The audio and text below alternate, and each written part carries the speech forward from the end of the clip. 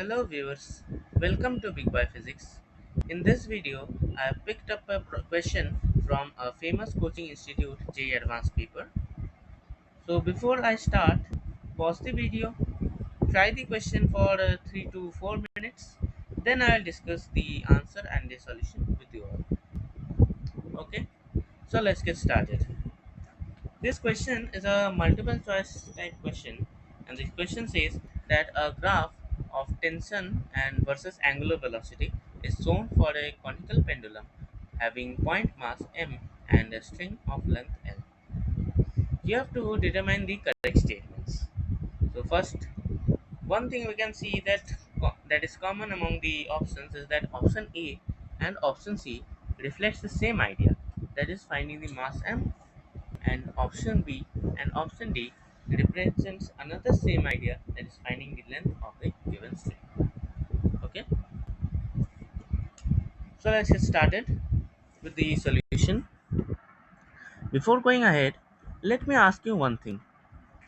Why is this tension initially straight horizontal, then it starts to become a curve, not non-linear curve, better to say, better to use that, why it's becoming a non-linear curve in at a later omega 2, which is 2 radians per second.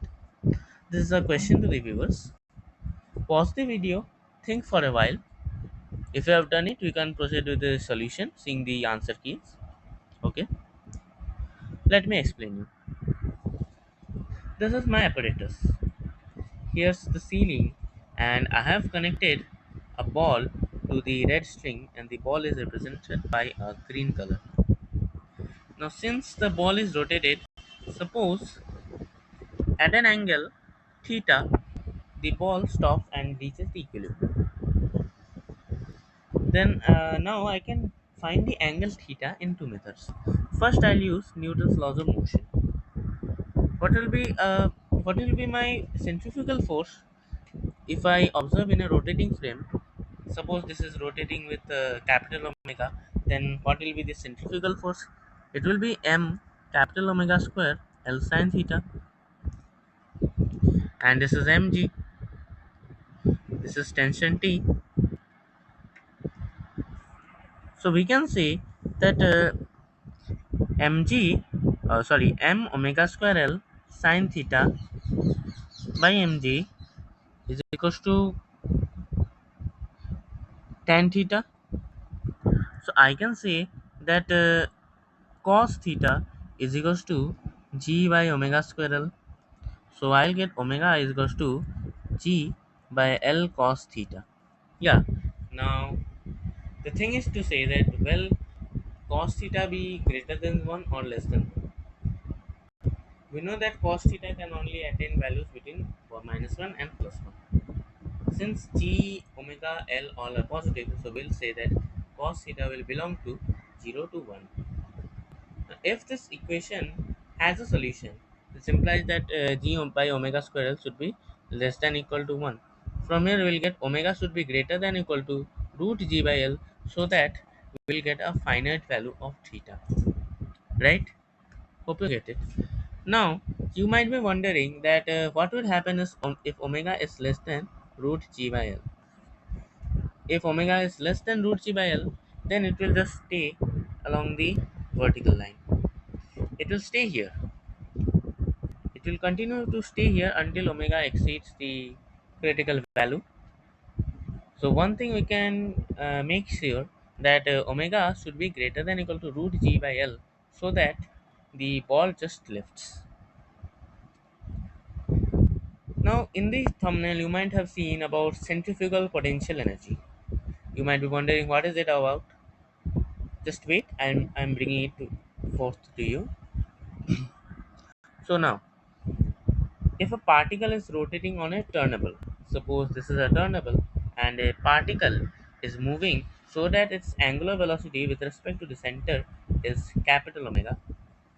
Now if you sit in the center's frame, if you sit in the center's frame, then you'll observe that the particle will experience an outward force, radially outward force, with m omega square L r value, where r is the radial distance, and this will be radially outwards, and you'll observe that the mass is stationary. That is, it will not have any motion along the angular direction or the theta direction. That is the tangential direction.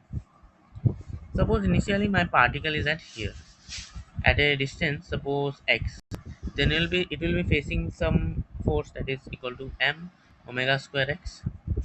For now, let us assume that omega is constant. If this force does some work, then the work done by this force dw will be m omega square x dx. We know that du is equals to minus f dot ex, which is given as minus dw. So if you assign the potential here to be 0, then I can say that u as a function of x to be minus m capital omega square x square by 2. Basically, it means that radially out of the center, the potential actually decreases. The potential energy of the particle as it goes outwards of the center, it decreases. So one thing we can say that similarly for this pendulum like system, we can say u as a function of theta, u as a function of theta to be m omega square L square sine square theta by 2 with a negative sign, plus now here I'm assuming the gravitational potential energy to be 0. So at that point P, the gravitational potential energy will be mgl into 1 minus cos theta. Okay. Now if you remember the condition for stability, the condition for stability is that it should attain the minima. This implies that d2u by dq2 is equals to 0, where q can be either theta, x, or any parametric coordinate. Okay, it's any generalized coordinate you can refer.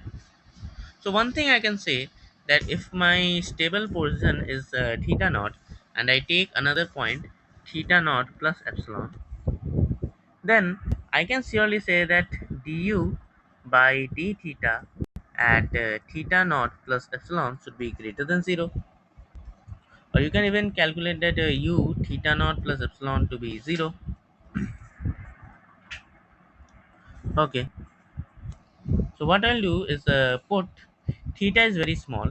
Initially, rest angle is 0 degrees. Now I'll put theta is so small such that sine theta is nearly equal to theta.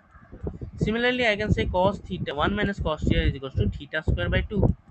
Just substituting these values, you will get u as a function of theta is equals to mgl theta square by 2 minus m omega square L square theta square by 2. I'm just doing some rough approximation. Observe that this potential energy at some small angle theta displacement should be actually greater than 0 if the system has to remain at the stable position.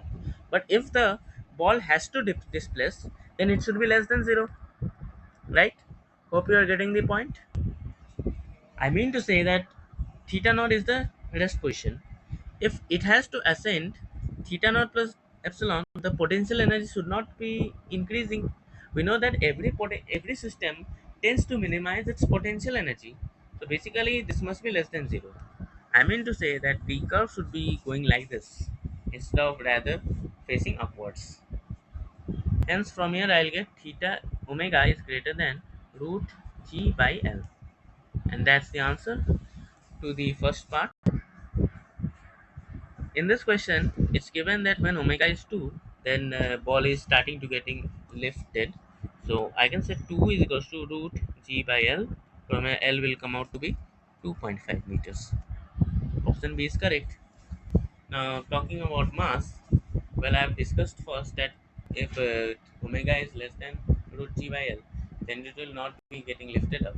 Thus, tension is equals to mg in this case. T is equals to mg. From here you'll get m is equals to T by g, which will come out to be 2 newtons. Answer is option A. So answer to this problem is option AB. Now this what I have discussed is actually used mainly in problem solving. It's nothing which exists in the real world. Don't mess up with such kind of things. It's just used for problem solving. Let me give you another problem to try. Suppose most of them may have tried this problem. Suppose you have a table, and on this table lies a uniform chain,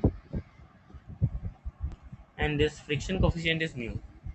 Then you have to tell me that if the outlying distance, that is the length of the outlying string, is x, or the outlying chord, whatever you say, if the length of the outlying chord is x, then tell me what will be the velocity of this whole chord, which has length is equals to capital L, when it completely slips out of the table. Assume that on the vertical surface it's not touching, and friction to be on the vertical surface, the friction to be on vertical surface is 0. Okay, when the chain completely slips out, then what will be the velocity? Well, there are two methods. First, you can use Newton's laws of motion. You're free to use that method, that is m dv by dt is equals to mg minus mu mg, all those such. But I'll be defining you with another method. Assume something called frictional potential energy. Now, few people may spam in the comment section that friction is a non-conservative force. How can it have potential energy? How can we define potential energy for a non-conservative force? Well, observe one thing. Answer to them is that observe one thing, that during the course of the motion, the friction is unidirectional. Friction is acting in this direction. So, in this course of motion, we can define frictional potential energy and find the required velocity by using work energy theorem. So first there will be loss in gravitational potential energy, and there will be some gain in frictional potential energy. Then finally evaluate the kinetic energy. That the way you get the answer. So comment me in the comment section the answer in the comment section, that what will be the velocity of the whole chain. You can even assume the mass m of the chain, though it's maybe not required in the problem. Okay. So thank you. Have a nice day.